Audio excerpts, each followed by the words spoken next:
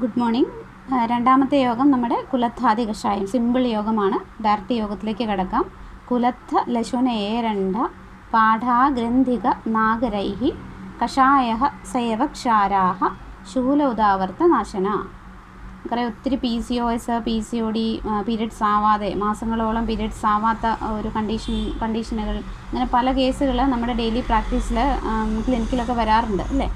അപ്പം ആ ഒരു കണ്ടീഷനിലാണ് മെയിനായിട്ട് നമ്മൾ ഇത് കൊടുക്കുന്നത്. പക്ഷേ എല്ലാ PCOSനും ഇത് കൊടുക്കാൻ പറ്റുമോ എന്ന് ചോദിച്ചാൽ ഇല്ല. അതൊരു ഡോക്ടറിൻ്റെ കൺസൾട്ടേഷനിൽ ഇപ്പോൾ ഒരു USG എടുത്തു ഉടനെ PCOS ആണ് അല്ലെ PCOD ആണെന്ന് നമ്മൾ ഐഡൻറ്റിഫൈ ചെയ്തു ഉടനെ തന്നെ എന്നാൽ കുലത്ഥാദി കഷായം ഒരു ബ്രാഞ്ച് ഏതെങ്കിലും ഒരു ഫ്രാഞ്ചൈസിൽ പോയി കുലത്ഥാദി കഷായം വാങ്ങിച്ചാൽ കുടിച്ചേക്കാം എന്ന് വിചാരിച്ചാൽ നടക്കത്തില്ല.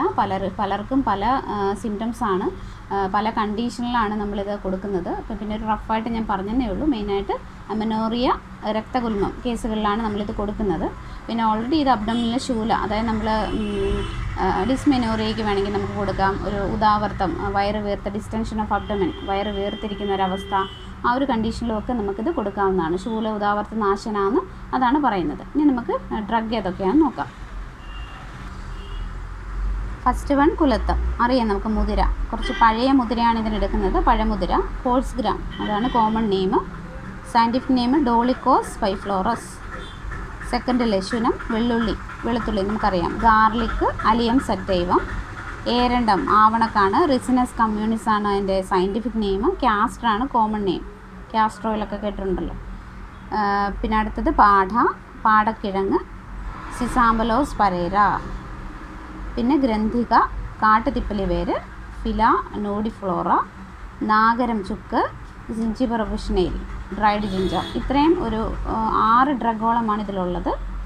പിന്നെ ഇതിൻ്റെ അനുപാനം പറയുന്നത്, പിന്നെ ഈ കഷായത്തിന് ഒരു അനുപാനം പറയുന്നുണ്ട്, യവക്ഷാരം ചേർത്ത് വേണം. സയവക്ഷാരൈഹി എന്ന് പറയുന്നില്ലേ, അപ്പോൾ യവക്ഷാരം ചേർത്താണ് ഇത് കഴിക്കേണ്ടത്. കോമൺ നെയിം ചവർക്കാരം എന്നൊക്കെ പറയും.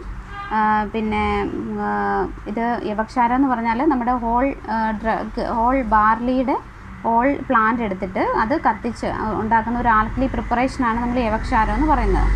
ഫോർഡിയം വൾഗാരെ, ഇതാണ് ബാർലിയുടെ സയൻറ്റിഫിക് നെയിം കേട്ടോ. അപ്പോൾ ഇത്രയുമാണ് 6 ഡ്രഗ് ചേർത്ത് കഷായം വെച്ച് യവക്ഷാരം അനുപാനമായി ചേർത്താണ് നമ്മൾ ഈ കഷായം കുടിക്കുന്നത്. പിന്നെ ഇതിൻ്റെ പ്രോപ്പർട്ടീസും അതിൻ്റെ യൂസ്ഫുൾ ഫലശ്രുതിയും ഒക്കെ ഞാൻ പറഞ്ഞു കഴിഞ്ഞു ഓൾറെഡി. അപ്പോൾ ഇത്രയേ ഉള്ളൂ ഈ യോഗം.